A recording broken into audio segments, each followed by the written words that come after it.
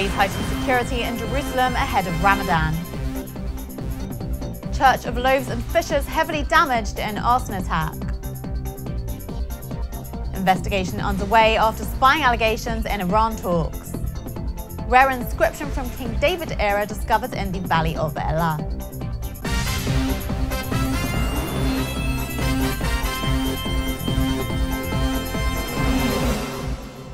Shalom and welcome to the Jerusalem Post News. The top stories for June 18th. Police say heightened security measures have been implemented to ensure the public's safety ahead of Ramadan. Tens of thousands of Muslim worshippers, including from the West Bank and Gaza, are expected to ascend the Temple Mount for the first Friday prayers of Ramadan this week. Thousands of border police and special patrol units will be stationed in and around the Old City and at security checkpoints leading to Jerusalem. Meanwhile, Palestinians in Jerusalem, the West Bank and Gaza stocked up on food and presents on Wednesday, the eve of the Muslim holy fasting month. An arson attack caused heavy damage to the Church of Loaves and Fishes on the shores of the Sea of Galilee today.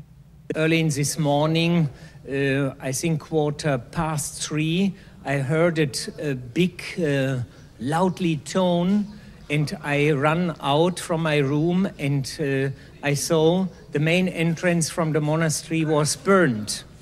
And I smelled it is benzene.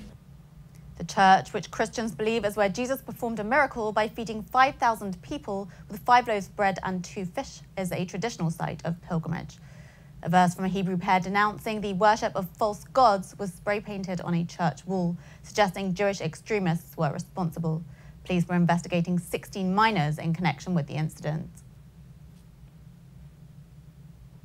Swiss authorities have searched multiple premises in an investigation into allegations that hackers targeted venues hosting international negotiations on Iran's nuclear program. Israel dismissed last week as baseless reports that it may have had a connection to the matter. I just can confirm that we have an open investigation for political espionage in Switzerland. I can't tell you more than that, but it's also sure that we have done a house search and we got massive data, which we also have to do the processing work and the analytical work. Mutual legal assistance in any political espionage case is by principle not possible, not in Switzerland and nowhere on the world. So this is kind of a limit of a framework wherein we have to do our investigation. And a rare inscription dating back to the time of King David was displayed for the first time in Jerusalem this week by the Israel Antiquities Authority. The discovery was made in the Valley of Elah, just outside of Beit Shemesh.